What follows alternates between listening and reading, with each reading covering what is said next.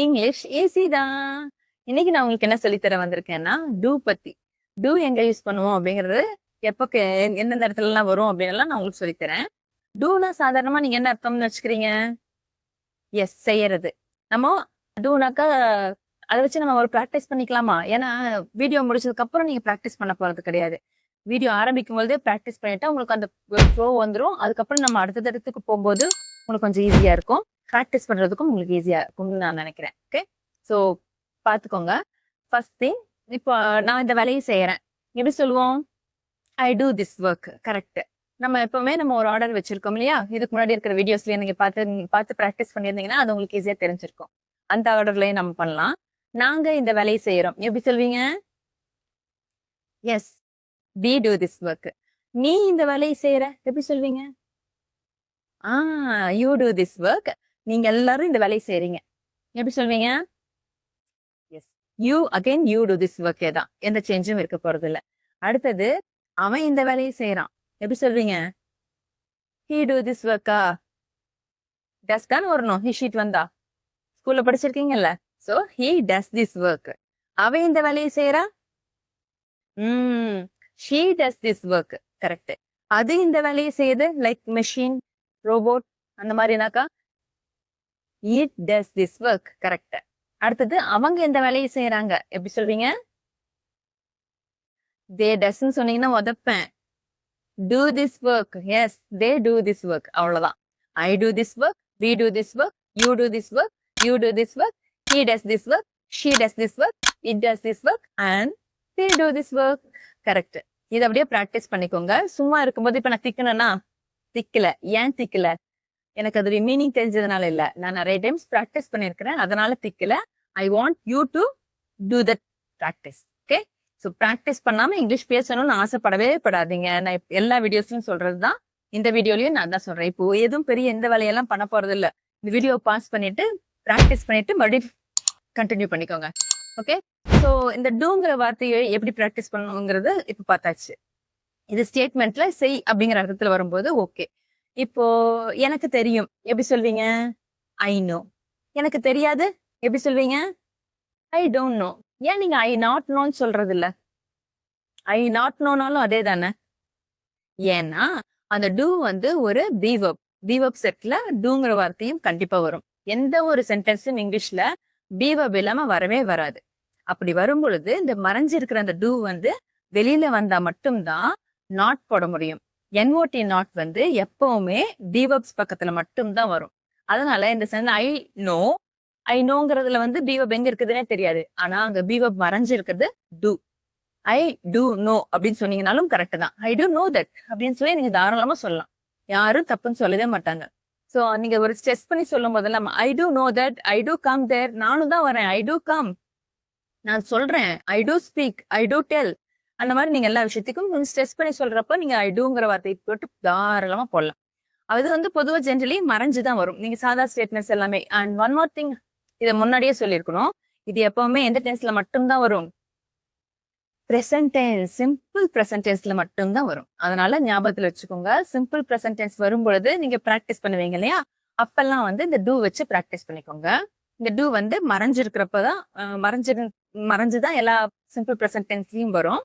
அது வெளியில வர ரெண்டே இடம் வந்து ஒன்னு நாட், இன்னொன்னு கொஸ்டின் கேட்கும் பொழுது. இந்த ரெண்டு இடத்துல அது வெளியில வந்தாகணும். பேசிக்கா நார்மல் ஸ்டேட்மெண்ட்ஸ்ல எல்லாம் வராது. ஐ கம் அப்படின்னாக்கா அங்க வராது, மறைஞ்சுதான் இருக்கும். நான் வரமாட்டேன் அப்படின்னாக்கா, நான் வரதே கிடையாது அப்படின்னாக்கா ஐ டு நாட் கம் சொல்றோமா? அப்போ எனக்கு இந்த விஷயம் எனக்கு தெரியாது, ஐ டு நாட் நோ, அதான் ஐ டோன்ட் நோ. ஓகே, அந்த மாதிரி எல்லாம் நம்ம சொல்லிட்டு இருக்கும் பொழுது நீங்க இந்த மறைஞ்சிருக்கிற டூ வந்து நாட் பக்கத்துல போட்டாகணுங்கிறனால வெளியில வந்துடும். ஞாபகத்துல வச்சுக்கோங்க. இப்போ ஐ டு நாட் நோ அது பிராக்டிஸ் பண்ணலாமா? எனக்கு தெரியாது. எப்படி சொல்வீங்க? I don't know. கரெக்ட். எங்களுக்கு தெரியாது. எப்படி சொல்வீங்க? we don't know. உனக்கு தெரியாது. எப்படி சொல்வீங்க? you don't know. உங்களுக்கெல்லாம் தெரியாது. எப்படி சொல்வீங்க? you don't know தான். அவனுக்கு தெரியாது. எப்படி சொல்வீங்க? he doesn't know. ஏன்னா டஸ் தான் அங்க மறைஞ்சிருக்கும். அடுத்தது, அவளுக்கு தெரியாது. இப்ப என்ன சொல்ல போறீங்க? she doesn't know. அதுக்கு தெரியாது. கம்ப்யூட்டருக்கெல்லாம் எப்படி மனசு இருக்கா? அதுக்கெல்லாம் ஒண்ணும் தெரியாது. It doesn't know. It doesn't know. அவங்களுக்கு தெரியாது. எப்படி சொல்றீங்க? They don't know. டசன்ட் வராது அகைன். ஞாபகத்துல இருக்கு. Good. Very good. Okay. So இத வச்சு நீங்க நாட் வச்சு பண்ற பிராக்டிஸ் எல்லாம் இது ரொம்ப சிம்பிள். நீங்க பேசிக்கான ஒரு விஷயம் தான். அதனால இதையும் நீங்க பண்ணிருங்க. அடுத்தது கேள்வி கேட்கறது. போலாமா? எனக்கு தெரியும். எப்படி சொன்னோம்? I know. எனக்கு தெரியாது. எப்படி சொன்னோம்? I don't know. எனக்கு தெரியுமா? நீ பாட்டுக்கு சொல்லிட்டே இருக்கிற அந்த விஷயம் எனக்கு எப்படி தெரியும்? எனக்கு தெரியுமா என்ன? அப்படின்னு சொல்லி கேட்கிறப்போ அப்ப எப்படி கேட்கணும்னா very good. Do I know. Okay, do I நோன்னு சொல்லி கேட்கணும். முதல் வார்த்தையா டூவை போட்டுருணும். அதுக்கப்புறம் சிம்பிளா நீங்க ஃப்ரேம் பண்ணுவீங்களா? எனக்கு தெரியும் எப்படி சொன்னோம்? ஐ நோன்னு சொன்னோமா அது அப்படியே போட்டுருணும். எந்த சேஞ்சும் கிடையாது. நீங்க அதுக்கெல்லாம் டூ பக்கத்துல சப்ஜெக்ட் அதெல்லாம் நான் உங்களுக்கு எக்ஸ்பிளைன் பண்ணவே விரும்பல. ஜஸ்ட் நீங்க நார்மல் ஸ்டேட்மெண்ட் என்ன மேக் பண்ணுவீங்களோ அதுக்கு முன்னாடி டூ போட்டீங்கன்னாவே அது கேள்வி வார்த்தை ஆயிரும். நான் இங்க ரெகுலரா வரேன். ஐ கம் ரெகுலர்லியா? நான் ரெகுலரா வரேனா அப்படின்னு சொல்லி நான் கேள்வி கேட்கணும். அப்போ நான் முன்னாடி ஒரு டூ போட்டா போதும். Do I come regularly. Do I come regularly அப்படின்னு நான் கேட்டேனாக்கா அவ்வளவுதான் கேள்வி வார்த்தை. கேள்வி சென்டென்ஸ் அவ்வளவுதான். இதை ஃப்ரேம் பண்ணி பழகிக்கோங்க. இதுக்கு ஒரு ப்ராக்டிஸ் பண்ணிக்கலாம். ஏன்னா விட்டா பண்ண முடியாது. ஓகே, நான் தினைக்கும் வரேன். எப்படி சொன்னோம்? ஐ கம் டெய்லி. இப்போ நான் தினைக்கும் வரேனா அப்படின்னு கேட்கணும். எப்ப பார்த்தாலும் அங்கேயேதான் இருக்கிற, நீ இங்கதான் வந்துட்டு எங்க வீட்டுக்கே தான் வந்துட்டு இருக்கிற அப்படின்னு சொல்லி சொன்னாக்கா நான் தினைக்கும் வரேனா அப்படின்னு சொல்லி கேட்போம்ல, அந்த சென்ஸ். நான் சொல்றது எல்லாமே சென்ஸ் வைஸ் யோசிச்சீங்கன்னாக்கா போட முடியும் தான்.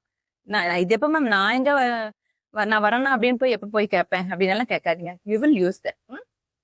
ஸோ அந்த மாதிரி வரும்பொழுது நான் தினைக்கும் வரேனா டு ஐ கம் டெய்லி அப்படின்னு கேட்போம். நாங்க தினைக்கும் வரமா? Do we come daily. Correct. நீ தினைக்கும் வரியா? Do you come daily. நீங்க தினைக்கும் வரீங்களா? Do you come daily. அவன் தினைக்கும் வரானா? Does he come daily. Come தான் போட்டிருக்கேன். கம்ஸ் போடலாம். ஞாபகத்தில் வச்சுக்கோங்க. அந்த எஸ் தான் டஸ்ல வந்துடும். டஸ் ஹி கம் டெய்லி அப்படின்னு கேட்டுருவோம். அடுத்தது அவ தினைக்கும் வராளா? Does she come daily. நாய்க்குட்டி வச்சுக்கோங்க. அது தினைக்கும் வருதா? Does it come daily. அவங்க தினைக்கும் வராங்களா? Do they come daily. அவ்வளவுதான். இதை நல்லா ப்ராக்டிஸ் பண்ணிக்கோங்க. இப்ப கம் வச்சு நான் சொன்ன மாதிரி இந்த ஆக்டிவிட்டிஸ் எப்பவுமே ரெகுலரா நீங்க பண்ணிட்டு இருக்கிறதுக்கு தான் நீங்க டூ வச்சு கேள்வி கேட்க முடியும். நீங்க டெய்லி காலையில டீ குடிப்பீங்களா? அப்போ டூ போட்டுக்கோங்க. நீங்க டெய்லி பஸ்ல தான் போறீங்களா? அப்போ டூ போட்டுக்கோங்க. நீங்க ஃப்ரேம் பண்ற சென்டென்ஸ் எப்பவுமே பண்ணிட்டு இருக்கிற விஷயமா இருக்கட்டும். அந்த மாதிரி வச்சு ப்ராக்டிஸ் பண்ணிக்கோங்க. ஏன்னா சிம்பிள் ப்ரெசன்ட் டென்ஸ் அந்த சென்ஸ்ல தான் யூஸ் பண்ணுவோம். அதுக்கு நிறைய ரூல்ஸ் எல்லாம் இருக்குது. அது ஒரு நாள் நான் நடத்தும் பொழுது உங்களுக்கு சொல்லி தரேன். இன்னைக்கு பாத்துக்கோங்க. இதை வெறும் ப்ராக்டிஸ் பண்ணிக்கோங்க. இதை பண்ணிட்டு நீங்க எப்பெல்லாம் வந்து ரெகுலர் ஆக்டிவிட்டியா இருக்குது அதுல நீங்க கேள்வி கேட்கறீங்களோ அப்ப மறக்காம டூ வச்சுக்கோங்க. எப்போ ரெகுலர் ஆக்டிவிட்டியா இருக்கு அதை நீங்க பண்ண மாட்டீங்க, எப்பவுமே நான் அதை பண்ண மாட்டேன், ஐ டோன்ட் ஸ்மோக், நான் ஸ்மோக் பண்றதே கிடையாது அப்படின்னா ஐ டு நாட் ஸ்மோக் அப்படின்னு சொல்லி சொல்வீங்க. ஸோ அப்போ ரெகுலரா எந்த ஒரு விஷயத்த பண்ண மாட்டீங்களோ அப்போ டு நாட் வந்துடணும். கேள்வி கேட்கும்போது டூ வரணும் முதல் வார்த்தையா. ஞாபகத்துல வச்சுக்கோங்க. இந்த டூ வருது அப்படின்னாவே கண்டிப்பா பின்னாடி நீங்க ஐஎன்ஜி வார்த்தையோ பாஸ்டன்ஸ் வார்த்தையோ அது மாதிரி எதையுமே போடாதீங்க. எந்த சேஞ்சும் வராது. இந்த டூ வர்றது எல்லா சென்டென்ஸுமே இப்ப நம்ம ப்ராக்டிஸ் பண்ணதெல்லாம் பாருங்க, வெறும் ரூட் வெர்ப் தான் நம்ம போட்டிருப்போம். பேசிக் ஃபார்ம் ஆஃப் வெர்ப்னு சொல்லுவோம் இல்லையா, அந்த வெர்ப்ஸ் தான் யூஸ் பண்ணுவோம். கம், கோ, சிட், ஸ்டாண்ட், வாக், டாக், அந்த மாதிரி நீங்க என்ன சொல்றீங்களோ அதுதான் அங்க போட்டிருப்போம். வேற எந்த சேஞ்சும் தயவு செஞ்சு பண்ணிடாதீங்க. டூ போடுறீங்க, யார் பண்றோமோ அவங்கள ரெண்டாவது போடுறீங்க, என்ன பண்றாங்களோ அதை மூணாவது போடுறீங்க. அதுக்கப்புறம் நீங்க வேற ஏதாவது விஷயம் இருந்தா நீங்க போட்டுக்கலாம். ஓகே, அவ்வளவுதான் சென்டென்ஸோட ஸ்ட்ரக்சர். அவ்வளவுதான். இப்ப நம்ம பிராக்டிஸ் பண்ணிட்டோம் இல்லையா, இப்ப ஸ்ட்ரக்சர் சொல்றேன். இப்ப சொன்னா உங்களுக்கு அது பதியும்னு நான் நம்புறேன். என்னன்னா முதல்ல கேள்வி கேட்கிறப்ப டூ ஆர் டஸ் முதல் வார்த்தையா வந்துடணும். அதுக்கப்புறம் யாரு பண்றோமோ அது ரெண்டாவதா போடுவோம். அவங்களதான் சப்ஜெக்ட்னு சொல்லுவோம். மூணாவது என்ன பண்றோமோ அதை சொல்லணும். வெர்ப் போடுறோம் இல்லையா, வெறும் basic form of verb, V1 verbs அப்படின்னு சொல்லுவோம். அது வந்து மூணாவதா போட்டுக்கோங்க. அதுக்கப்புறம் நீங்க என்ன கதை வேணாலும் சொல்லிக்கலாம். Do I come daily. கரெக்டா? இதுதான் structure. Do I go there daily, do you ride bike daily, அந்த மாதிரி நீங்க என்ன வேணாலும் போட்டுக்கலாம். இது வந்து நான் பேசிக்கா உங்களுக்கு ஒரு இதுக்காக கொடுத்துருக்கிறேன். இதை ஃபாலோ பண்ணிக்கோங்க. இதை ஃபாலோ பண்ணி இங்கிலீஷ் ப்ராக்டிஸ் பண்ணனா இங்கிலீஷ் ஈஸி தான். தேங்க்யூ.